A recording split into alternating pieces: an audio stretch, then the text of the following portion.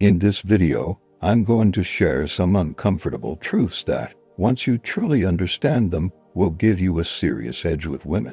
The first principle is simple, but most people never apply it correctly. People decide emotionally and justify logically. In business, this is basic consumer psychology. In human behavior, it's universal. And in attraction, it's everything. Let me explain. Imagine someone buying an expensive car they realistically cannot afford. On the surface, they'll say it's reliable, fuel efficient, a smart long-term investment. But that's not why they bought it. They bought it because it made them feel powerful, excited, alive. The logic comes afterward. The emotion came first. That's how the brain works. Now here's something important. Who drives most consumer spending worldwide? Women. Why? Because women are generally more emotionally responsive in decision-making. That's not criticism, it's psychology. And attraction follows the same law. When a woman talks about a man she likes, she'll say things like, he's kind, he's confident, he's successful, he's tall. Those are explanations, not causes. The real reason is that he triggered something emotionally inside her. There are thousands of men who might objectively look better, earn more, or present themselves logically stronger. Yet she chose him. Why? Because he made her feel something.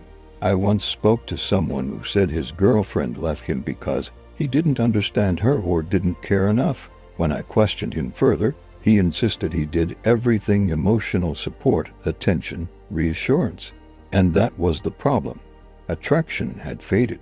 When attraction disappears, the brain starts searching for logical reasons to exit. Money, behavior, effort, compatibility. But if attraction were still strong, those same flaws would suddenly become tolerable. Every relationship contains positives and negatives. The difference is perception. When attraction is high, she notices the positives and minimizes the flaws. When attraction is low, she magnifies the negatives and ignores the positives. That's reality. So here's the shift you need to make. Stop leading with logic. Being financially stable, go into the gym, having ambition. Those things matter, but they do not create initial attraction. They justify it later. Your first objective is emotional impact. Two simple tools: curiosity, statements that make her reflect. You seem like the type who, or I feel like there's more to you than you show. Now her brain engages. Second tool: subtle psychological observations.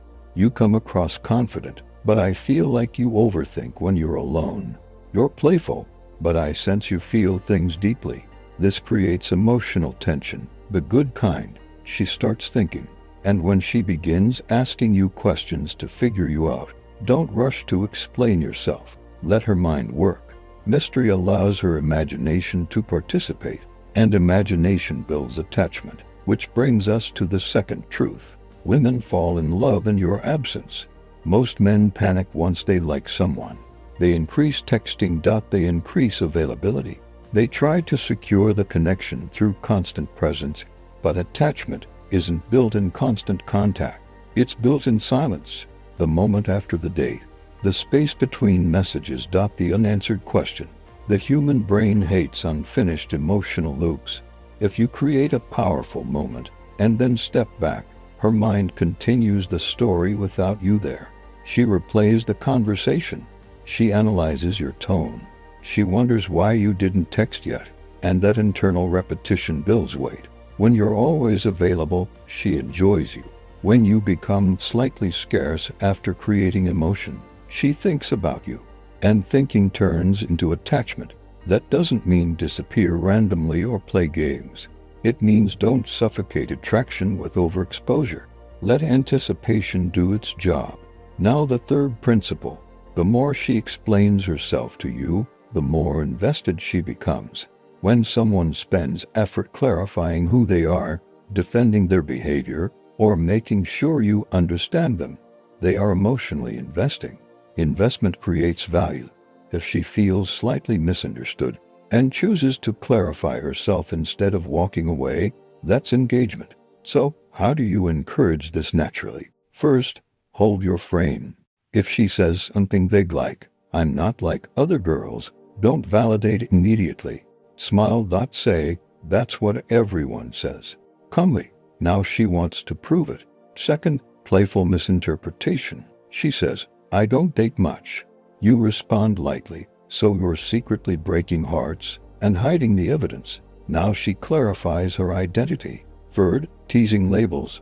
You look like trouble. You seem like the type who pretends not to care. These aren't insults. They're invitations for her to redefine herself to you. Fourth, challenge uniqueness gently. She shares something personal. Instead of overpraising it, respond calmly, "That's interesting. I've met a few people like that." Now she wants to explain why she's different. And finally, reward selectively. Don't reward looks. Don't reward basic politeness. Reward emotional openness. When she explains something deeply, say, "Okay, I respect that," or "That's actually more thoughtful than I expected."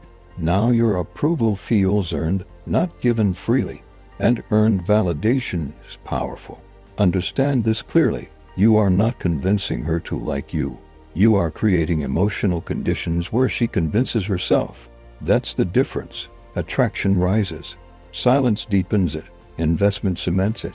If you think back to a relationship that failed, analyze it through these three principles. Did you over-explain logically? Were you too available? Did you do all the emotional work while she simply received? Be honest with yourself. Growth comes from reflection, not ego. If this perspective resonates with you, apply it slowly. Don't force it.